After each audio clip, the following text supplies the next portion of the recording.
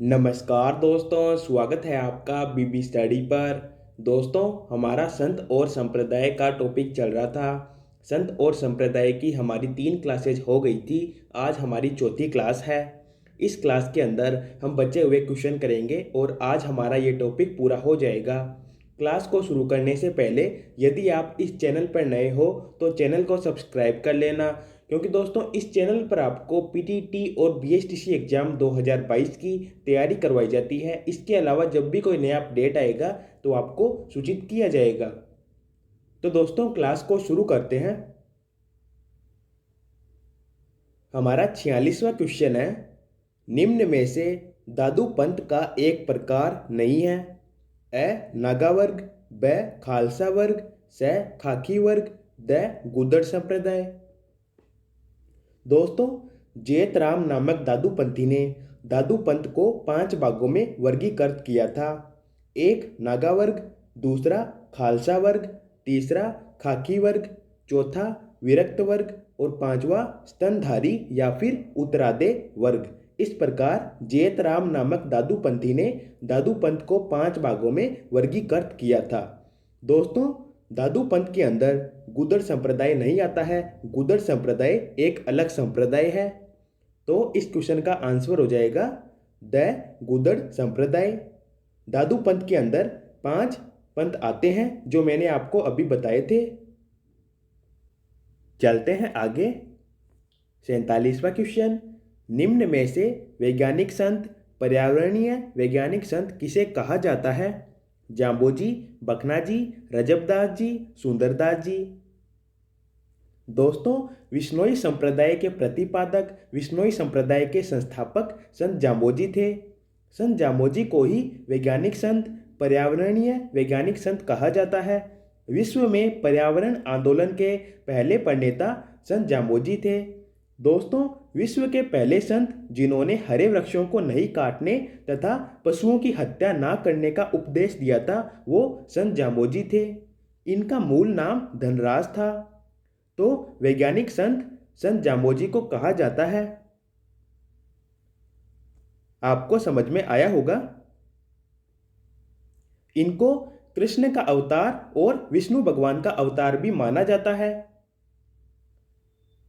चलते हैं आगे। 48वां क्वेश्चन, निम्न में से समराथल दौरा बीकानेर से संबंधित असत्य कथन है। जाम्बोजी ने तपस्या की थी। जाम्बोजी को ज्ञान की प्राप्ति हुई थी। जाम्बोजी ने पहला उपदेश दिया था। जाम्बोजी का जन्म हुआ था। दोस्तों, समराथल दौरा नामक स्थान है जो कि बीकानेर के अंदर स्थित है। यहाँ पर संत जाम्बोजी ने तपस्या की थी। जाम्बोजी को ज्ञान की प्राप्ति हुई थी। जाम्बोजी ने पहला उपदेश दिया था। जाम्बोजी ने विश्नोई संप्रदाय का प्रतिपादन किया था। इस प्रकार ब और स तीनों सही है। दोस्तों, संत जाम्बोजी का जन्म पीपासर गांव नागौर के अंदर हुआ था। तो आपका द ऑप्शन क्वेश्चन के हिसाब से आपका आंसर हो जाएगा। जाम्बोजी का जन्म समराथल दौरा बीकानेर के अंदर नहीं हुआ था, पीपासर गांव नागौर के अंदर हुआ था। तो आपको क्लियर हुआ होगा। 49वां क्वेश्चन, विश्नोई संप्रदाय की प्रधान पीठ कहाँ पर है? पीपासर नागौर, मुकाम तालवा बीकानेर, समराथल दौरा बीकानेर, लोहावत जोधपुर। दोस्तों, मुकाम तालवा नामक एक स्थान है जो कि बीकानेर के अंदर स्थित है। यहाँ पर संत जाम्बोजी की समाधि है। विश्नोई संप्रदाय की प्रधान पीठ है। यहाँ पर वर्ष में 2 बार मेला लगता है, फाल्गुन अमावस्या को और अश्विन अमावस्या को। तो विश्नोई संप्रदाय की प्रधान पीठ मुकाम तालवा बीकानेर में स्थित है। तो आपका राइट आंसर हो जाएगा ब मुकाम तालवा बीकानेर। पीपासर नागौर में जाम्बोजी का जन्म हुआ था। और दोस्तों, समराथल दौरा में मैंने आपको जो 4-5 फैक्ट बताए थे वो हुए थे। तो आपको क्लियर हुआ होगा। 50वां क्वेश्चन, विश्नोई संप्रदाय में कितने नियम हैं? 27, 28, 29, 30। दोस्तों, विश्नोई संप्रदाय में 29 नियम हैं और 120 शब्द है। तो आपका राइट आंसर हो जाएगा 29। चलते हैं आगे। 51वां क्वेश्चन। राजस्थान में सबसे कम उम्र में समाधि लेने वाले संत कौन हैं? जाम्बोजी, नवलदास जी, प्राणनाथ जी, जसनाथ जी। दोस्तों, जसनाती संप्रदाय के प्रवर्तक संत जसनाथ जी थे। दोस्तों, गोरखमालिया नामक एक स्थान है जो कि कतरियासर में स्थित है। इस स्थान पर संत जसनाथ जी ने अपने गुरु गोरखनाथ जी की तपस्या की थी और यहाँ पर 12 वर्षों तक जसनाथ जी ने कठोर तप किया था। और दोस्तों, जसनाथ जी की समाधि भी कतरियासर के अंदर ही स्थित है।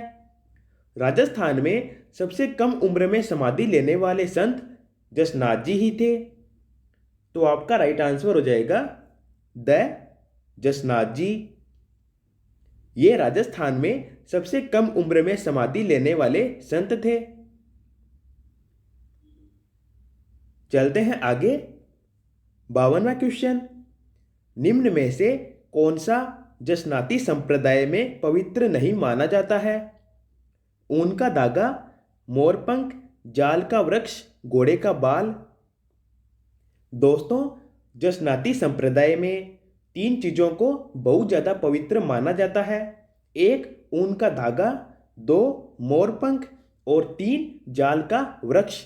इन तीनों को पवित्र माना जाता है, जबकि घोड़े के बाल को जसनाती संप्रदाय में पवित्र नहीं माना जाता है।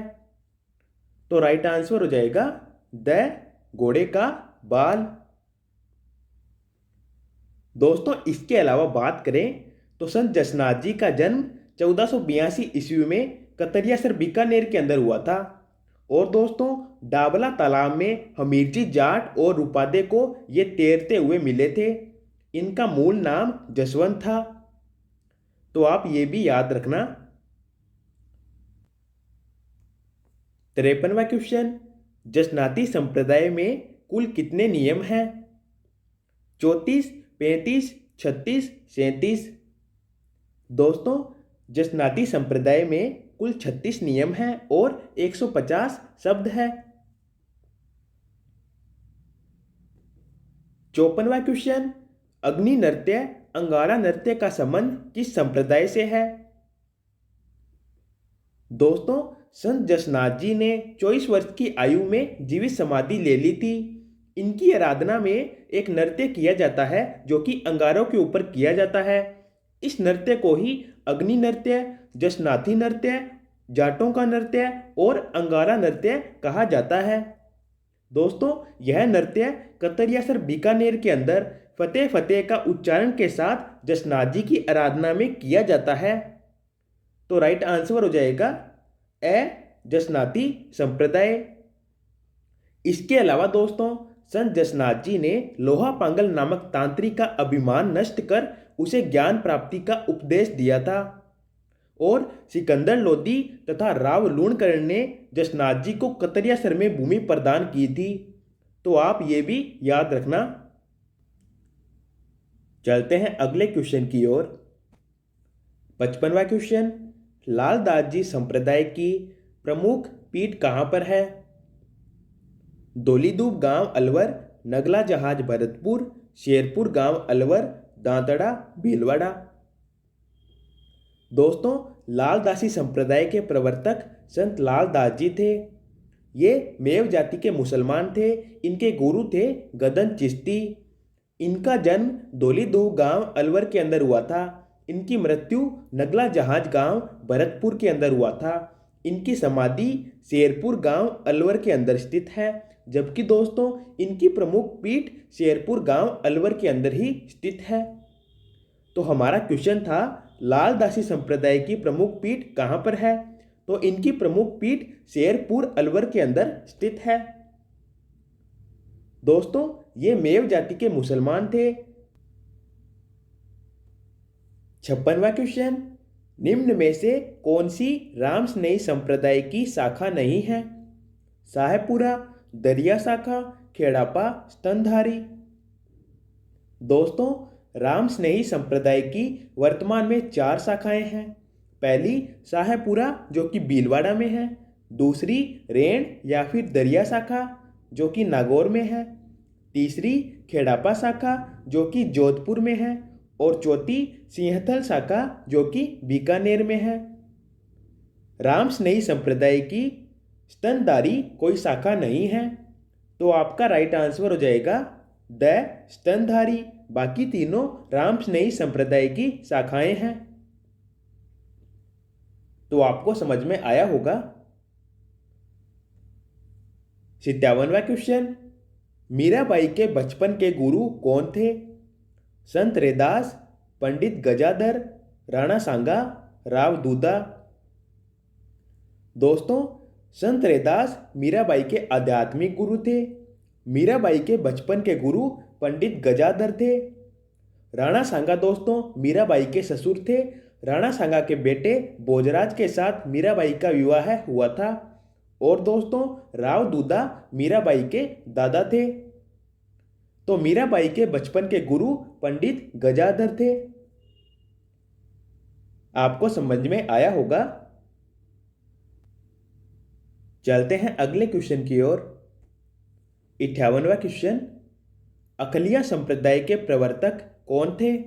लालगिरी, नवलदास जी, प्राणनाथ जी, राजा राम जी। दोस्तों, अकलिया संप्रदाय के प्रवर्तक लालगिरी जी थे। इनका जन्म चूरू के अंदर हुआ था। ये जूनागढ़ दुर्ग के सामने रहते थे। इनकी प्रमुख पीठ बीकानेर के अंदर स्थित है। तो दोस्तों, अकलिया संप्रदाय के प्रवर्तक लालगिरी जी थे। इसके अलावा दोस्तों, नवलदास जी नवल संप्रदाय के प्रवर्तक थे। प्राणनाथ जी परनामी संप्रदाय के प्रवर्तक थे। राजा राम जी राजा राव संप्रदाय के प्रवर्तक थे। तो आप ये भी याद कर लेना। 59वां क्वेश्चन, लालदास जी का जन्म कहाँ हुआ था? दोलीदू गांव अलवर, नगला जहाज भरतपुर, शेरपुर गांव अलवर और चूरू। दोस्तों, हमने इसकी बात की थी। लालदासी संप्रदाय के प्रवर्तक संत लालदास जी थे। इनका जन्म दोलीदूब गांव अलवर के अंदर हुआ था। तो आपका राइट आंसर हो जाएगा दोलीदूब गांव अलवर। चूरू के अंदर अकलिया संप्रदाय के प्रवर्तक संत लालगिरी जी का जन्म हुआ था। 60वां क्वेश्चन, दरिया शाखा के संस्थापक कौन थे? रामचरण जी, रामदास जी, दरियाव जी, हरिराम जी। दोस्तों, राम स्नेही संप्रदाय की 4 शाखाएं मैंने आपको बताई थी। एक शाहपुरा, एक रेण या फिर दरिया शाखा, एक खेड़ापा और एक सिंहथल। उनमें से एक शाखा रेण या फिर दरिया शाखा के संस्थापक हमें क्वेश्चन के अंदर पूछे गए हैं। दरिया शाखा के संस्थापक थे संत दरियाव जी। दोस्तों, इनका जन्म 1676 के अंदर जेतारण पाली के अंदर हुआ था। कृष्ण जन्माष्टमी के दिन इनका जन्म हुआ था और इनकी समाधि हनुमान जयंती को चैत्र पूर्णिमा को हुई थी। तो आपका राइट आंसर हो जाएगा दरियाव जी। इनकी समाधि हनुमान जयंती के दिन इन्होंने ली थी। तो आपको क्लियर हुआ होगा। तो दोस्तों, आज के वीडियो में इतना ही। आशा करता हूँ आपको सारे क्वेश्चन समझ में आए होंगे। यदि आपको ये वीडियो अच्छा लगा है तो वीडियो को लाइक करना और इसी प्रकार के यूजफुल वीडियो के लिए चैनल को सब्सक्राइब कर लेना। धन्यवाद दोस्तों।